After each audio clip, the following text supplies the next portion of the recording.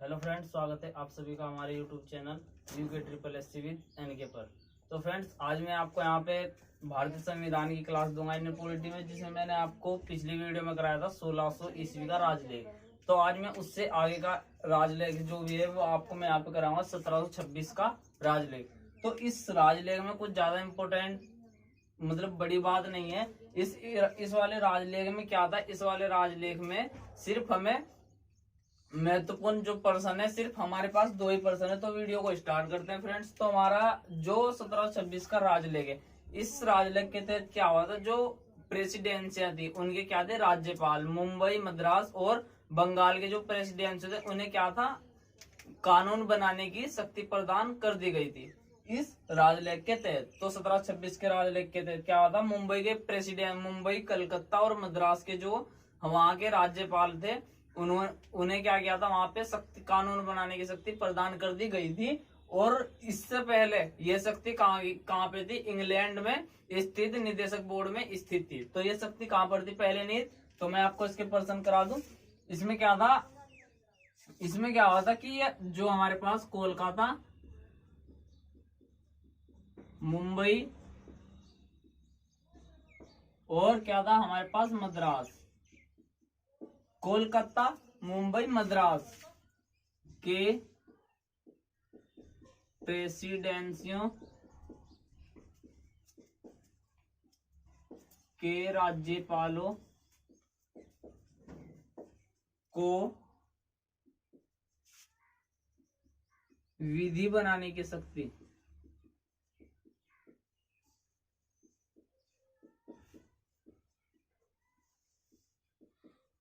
तो क्या था, इसी राजलेख के तहत 1726 का जो राजलेख था, इस राजलेख के तहत क्या होता, कोलकाता, मुंबई और मद्रास के प्रेसिडेंसियों, मतलब क्या था, कोलकाता, मुंबई और मद्रास के जो वहां के राज्यपाल थे उन्हें क्या था, विधि बनाने की शक्ति प्रदान कर दी गई थी। और इससे पहले यह शक्ति कहां पर स्थित थी, इंग्लैंड निदेशक बोर्ड में स्थित थी। इंग्लैंड निर्देशक बोर्ड। तो ये इससे पहले ये शक्ति कहां पर स्थित थी, इंग्लैंड निदेशक बोर्ड में स्थित थी। मतलब क्या था, इससे पहले जो भी हमारे पास कानून बनकर आते थे वो कहां से आते थे, इंग्लैंड से बनकर आते थे। लेकिन 1726 के राजलेख में क्या हुआ, हमारे पास जो भारत में थे, भारत में कहां पे, कोलकाता, मुंबई और मद्रास के जो वहां पे राज्यपाल थे, ये शक्ति, विधि बनाने की शक्ति किन्हें प्रदान कर दी गई थी, वो वहां के राज्यपालों को प्रदान कर दी गई थी। तो जो हमारा 1726 का राजलेख है, 1726 के राजलेख में सिर्फ यही 2 मोस्ट इंपोर्टेंट पर्सन है। आपके पास पर्सन ये आ गया कि बताइए कि कोलकाता, मुंबई, मद्रास के प्रेसिडेंट को राज्यपाल शक्ति बनाने, विधि बनाने की शक्ति प्रदान की गई। तो किस राजलेख के तहत की गई थी, 1726 के राजलेख के तहत की गई थी। फिर प्रश्न आया कि इंग्लैंड निदेशक बोर्ड में क्या था, इंग्लैंड निदेशक बोर्ड को विधि बनाने की शक्ति प्रदान थी। तो किसके वो थी, 1726 के राजलेख के तहत थी। लेकिन इन्होंने इसी राजलेख के तहत क्या किया, ये शक्ति यहाँ से हटाकर भारत में जितने भी हमारे पास कोलकाता, मुंबई, मद्रास थे उन्हीं के राज्यपालों को ये शक्ति प्रदान कर दी गई थी। तो आपको जो 1726 का राजलेख है, इसमें बस यही 2 मोस्ट इंपोर्टेंट पर्सन है। और इसके बाद हमारा आएगा, इससे नेक्स्ट आएगा हमारा मोस्ट इंपोर्टेंट 1773 का रेगुलेटिंग एक्ट।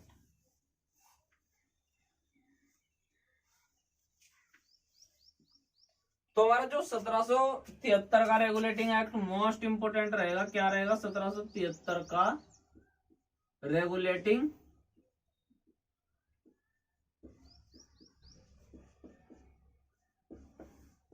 एक्ट। तो 1773 का रेगुलेटिंग एक्ट, तो ये क्या था, 1773 का रेगुलेटिंग, 1726 के बाद 1773 का रेगुलेटिंग एक्ट आया। और ये मोस्ट इंपोर्टेंट है। इसमें से क्या पर्सन बहुत अच्छी तरीके से आने चाहिए, और यहाँ से पर्सन पुटअप भी होते हैं वहां पे एग्जाम में। तो मैं आपको बता दूं 1773 का रेगुलेटिंग एक्ट क्या था, जब बंगाल के गवर्नर को क्या था, यहाँ पे बंगाल के गवर्नर को तीनों प्रेसिडेंसियों, क्या था, तीनों प्रेसिडेंसियों में गवर्नर जनरल बना दिया गया। तो बंगाल के गवर्नर को तीनों प्रेसिडेंसियों का गवर्नर जनरल बना दिया। तो तीनों प्रेसिडेंसियां कौन कौन सी थी, वो जो 1726 के राजलेख में 3 प्रेसिडेंसियां रही हैं, मुंबई, मद्रास और कोलकाता, उनके प्रेसिडेंसियों का वहां पे क्या बना दिया, गवर्नर जनरल बना दिया गया। किस एक्ट के तहत, 1773 के रेगुलेटिंग एक्ट के तहत। और बंगाल का प्रथम गवर्नर जनरल भी कौन रहा है यहाँ पे, लॉर्ड वारेन हेस्टिंग। तो मैं आपको यहाँ पे नोट करा दूं, इस एक्ट के तहत क्या हुआ, इस एक्ट के तहत तीनों प्रेसिडेंसियों का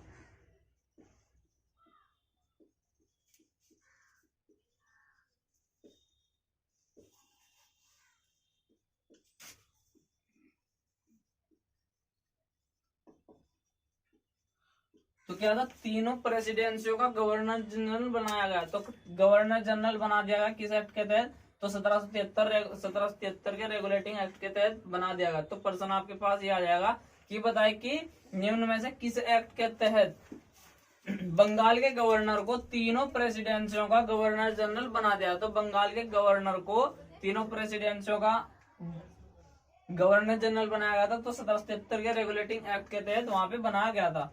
फिर आपके पास नेक्स्ट आ जाए कि इसमें क्या था, फिर जो इसके बंगाल के गवर्नर थे, कौन थे, बंगाल के गवर्नर जनरल। तो बंगाल के गवर्नर जनरल कौन थे, बंगाल के गवर्नर जनरल उस समय कौन थे, लॉर्ड वारेन हेस्टिंग। तो कौन थे उस समय, लॉर्ड वारेन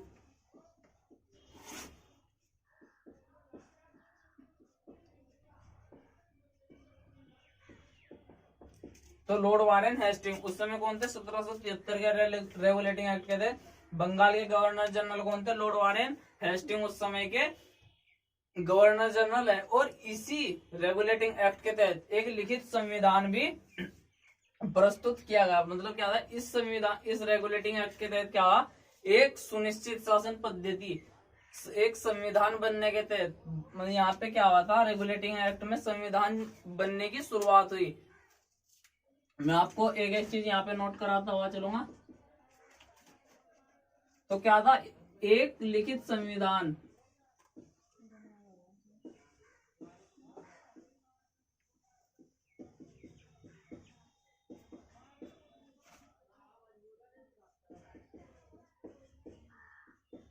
प्रस्तुत किया। तो एक लिखित संविधान प्रस्तुत किया किस एक्ट के तहत, प्रश्न आपके पास आ जाए कि निम्न किस एक्ट के तहत एक लिखित संविधान प्रस्तुत किया गया। तो किस एक्ट के तहत संविधान प्रस्तुत किया गया, तो वो था 1773 का रेगुलेटिंग एक्ट। 1773 का रेगुलेटिंग एक्ट क्या, रेगुलेटिंग एक्ट के साथ ही क्या हुआ था, एक सुनिश्चित शासन पद्धति भी इसी संविधान के तहत हुई। मतलब जहाँ पे संविधान बनना शुरू हुआ, उसी संविधान के तहत एक शासन पद्धति भी वहां पे बननी शुरू हो गई। ठीक है, और इसी एक्ट के तहत मोस्ट इंपोर्टेंट है कि काफी बार प्रश्न आया हुआ भी कि कोलकाता में सर्वोच्च न्यायालय की स्थापना, कोलकाता में सर्वोच्च न्यायालय की स्थापना किस एक्ट के तहत की गई। तो कोलकाता में सर्वोच्च न्यायालय की स्थापना, सर्वोच्च न्यायालय की स्थापना, तो सर्वोच्च न्यायालय की स्थापना किस एक्ट के तहत की गई थी, वो भी 1773 के रेगुलेटिंग एक्ट के तहत की गई थी। और ये कब की गई थी, ये 1774 में की गई थी, 1774 में की गई थी। तो इसमें क्या हुआ था, ये चार, जब ये सर्वोच्च न्यायालय बना, उसमें कितने सदस्य थे, इसमें 4 सदस्य थे। कितने सदस्य थे सर्वोच्च न्यायालय में, सदस्य संख्या कितनी थी वहां पे उस समय, 4 थे। जिसमें इसमें मोस्ट इंपोर्टेंट रहे हैं सर एलिजा इम्पे, जो इसके मुख्य न्यायाधीश थे। सर्वोच्च न्यायालय के मुख्य न्यायाधीश कौन थे वहां पे, सर एलिजा इम्पे, सर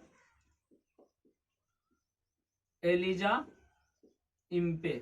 तो वहां पे प्रश्न आपके पास ये आ गया कि 1773 के रेगुलेटिंग एक्ट के तहत सर्वोच्च न्यायालय की स्थापना कब की गई, तो 1774 में की गई थी। फिर प्रश्न आपके पास ये आ जाए कि सर्वोच्च न्यायालय के सदस्य संख्या कितनी थी, सर्वोच्च न्यायालय में सदस्य संख्या कितनी रही, तो वहां पे 4 रही। और इसके जो मुख्य न्यायाधीश थे, मुख्य न्यायाधीश कौन थे वहां पे, सर एलिजा इम्पे इसके प्रथम मुख्य न्यायाधीश थे। और बंगाल के प्रथम गवर्नर जनरल कौन थे वहां पे, लॉर्ड वारेन हेस्टिंग बंगाल के प्रथम गवर्नर जनरल थे। और इसी एक्ट के तहत, रेगुलेटिंग एक्ट के तहत क्या हुआ था जो वहां पे अधिनियम में कंपनी अधिनियम, इस अधिनियम में क्या, कंपनी के कर्मचारी थे, बिना लाइसेंस के वहां पे व्यापार कर सकते थे, बिना लाइसेंस के। लेकिन इस एक्ट के तहत क्या हुआ, वहां पे कर्मचारियों को बिना लाइसेंस के व्यापार करना रद्द कर दिया गया। ठीक है, तो वहां पे क्या था, प्रतिबंधित लगा दिया गया। तो मैं आपको यहाँ पे वो भी अभी बता रहा हूं।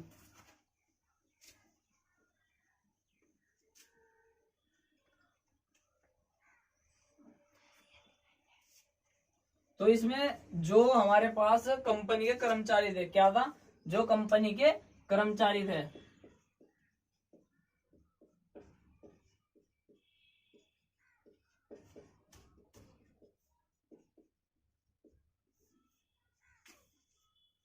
तो जो कंपनी के कर्मचारी इसमें रहते, कंपनी के कर्मचारी पहले क्या थे, बिना लाइसेंस के वहां पे क्या कर सकते थे, व्यापार कर सकते थे। और इसमें इस एक्ट के तहत क्या किया गया, इस एक्ट में इन्हें एक लाइसेंस दिया गया, उस लाइसेंस के बिना ये वहां पे व्यापार नहीं कर सकते। तो पर्सन आपके पास ये आ जाए कि किस एक्ट के तहत कंपनी के कर्मचारियों को, पर्सन मैं आपको बता रहा हूँ कि किस एक्ट के तहत कंपनी के कर्मचारियों को लाइसेंस पर प्रतिबंध, लाइसेंस के बिना व्यापार करना प्रतिबंधित कर दिया। तो लाइसेंस के बिना व्यापार करना प्रतिबंधित किया गया, तो किस एक्ट के तहत, 1773 के रेगुलेटिंग एक्ट के तहत। और वही चीज मैं आपको यहाँ पे लिखा रहा हूं कि कंपनी के कर्मचारियों को,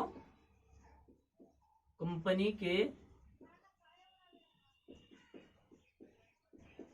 कर्मचारियों को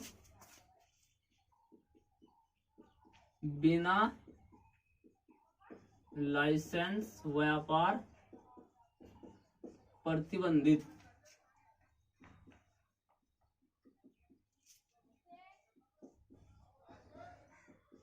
किया गया।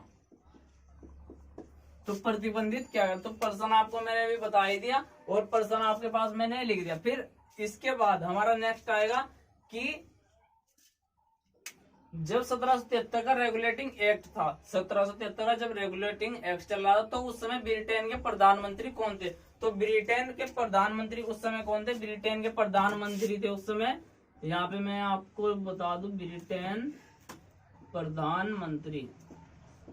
तो ब्रिटेन प्रधानमंत्री कौन रहे थे वहां पे, लॉर्ड नाथ। तो ब्रिटेन प्रधानमंत्री कौन रहे वहां पे, लॉर्ड नाथ। तो लॉर्ड नाथ क्या थे वहां पे, ब्रिटिश प्रधानमंत्री रहे थे 1773 के रेगुलेटिंग एक्ट के समय। और फिर इसी के क्या हुआ, बोर्ड ऑफ डायरेक्टर्स की कार्यावधि, बोर्ड ऑफ डायरेक्टर्स की कार्यावधि भी वहां पे बढ़ा दी गई थी। तो बोर्ड ऑफ डायरेक्टर्स क्या था वहां पे, जब हमारा सर्वोच्च न्यायालय की वहां पे क्या थे, सर्वोच्च न्यायालय में काम चलता था जो भी हमारा हो, उसकी भी कार्यावधि बढ़ा दी। तो वो 1 वर्ष के जगह 4 वर्ष कर दी गई थी बोर्ड ऑफ डायरेक्टर्स की। तो मैं यहाँ पे लिखूं, बोर्ड ऑफ डायरेक्टर्स की कार्यावधि। तो कार्यावधि कब से कब तक बढ़ाई गई, वो 1 वर्ष से हटाकर 4 वर्ष कर दी गई।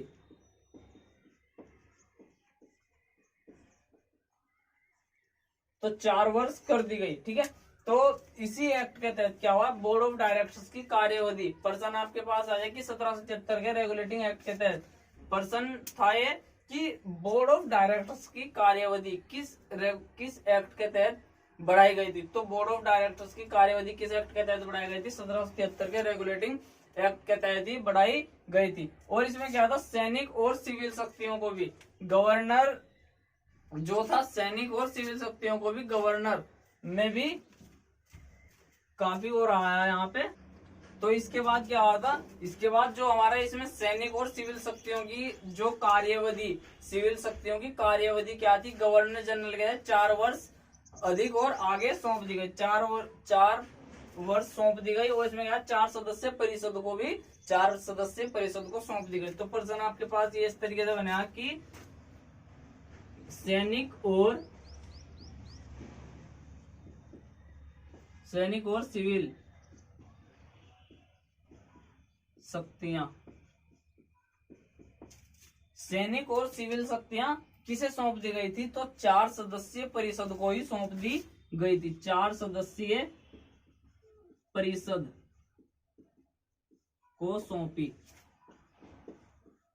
ठीक है, तो पर्सन आपके पास आया कि, तो पर्सन आपके पास सिर्फ यहाँ से आया कि सैनिक और सिविल शक्तियां 4 सदस्यीय परिषद को सौंपी थी। तो किस एक्ट के तहत सौंपी गई थी? 1773 के रेगुलेटिंग एक्ट के ही तहत यहाँ पे सौंपी गई थी। और इसमें क्या है? निर्णय लेने बहुमत हेतु क्या था? इसमें निर्णायक मत देने का भी अधिकार इन्हें प्रदान किया गया था। तो जब 4 सदस्यीय परिषद को क्या सैनिक और सिविल शक्तियां यहाँ पे सौंपी गई, तो इसी एक्ट के तहत क्या हुआ? यहाँ पे निर्णय लेने, वहां पे मत देने का भी अधिकार इन्हें दिया गया था। किन्हें? सिविल और इनकी 4 सदस्यीय परिषद को वहां पे। ठीक है, तो 4 सदस्यीय परिषद को वहां पे दिया गया था। फिर इसके बाद आएगा हमारा मुख्य न्यायाधीश ईस्ट इंडिया कंपनी पर जो थे मुख्य न्यायाधीश कौन थे उस समय? Sir Elijah Impey.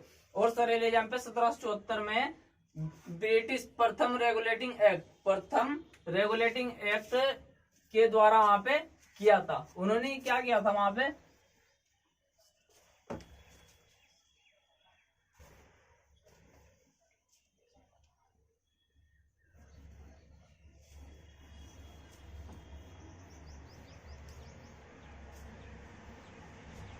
इसमें क्या किया था यहाँ पे इन्होंने? जो हमारा 4 सदस्यीय परिषद था, 4 सदस्यीय परिषद मतलब कौन था वहां पे?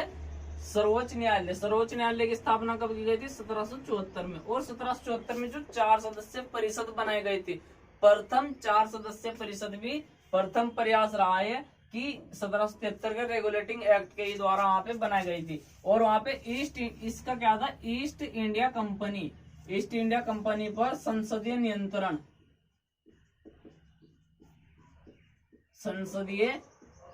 नियंत्रण भी।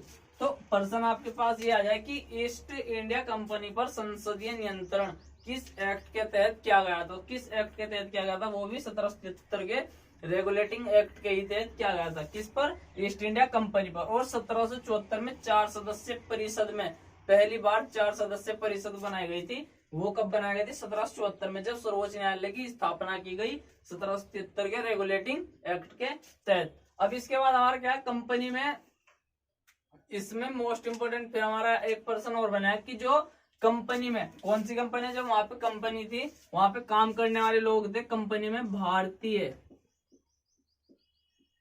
भारतीयों से रिश्वत लेना प्रतिबंधित कर दिया गया था। रिश्वत लेना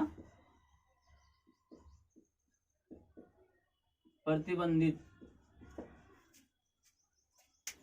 जो वहां पे क्या था? 1773 के रेगुलेटिंग एक्ट के तहत यह आया था कि जो भारतीय निजी व्यापार क्षेत्र में काम करते हैं, कहाँ पे, किस क्षेत्र में, फील्ड में काम करते थे, जो निजी व्यापार क्षेत्र में काम करते थे, उन्हें क्या था? जो भारतीय लोग, उनसे क्या था? रिश्वत लेना प्रतिबंधित कर दिया गया। तो किस एक्ट के तहत किया गया था? 1773 के रेगुलेटिंग एक्ट के तहत वहां पे किया गया। तो पर्सन आपके पास जितने भी इसके मोस्ट इंपोर्टेंट पर्सन थे 1773 के रेगुलेटिंग एक्ट के, वो मैंने आपको यहाँ पे फाइनली यहाँ पे जितने पर्सन मैंने बने यहाँ पे, वो मैंने आपको यहाँ पे पुटअप करा दिए है। ठीक है, और इससे भी मोस्ट इंपोर्टेंट पर्सन जो मेरे यहाँ आएगा तो मैं आपको ग्रुप में भी प्रोवाइड करा दूंगा। तो आप वीडियो को ज्यादा से ज्यादा लाइक करें, शेयर करें और चैनल को सब्सक्राइब जरूर करें।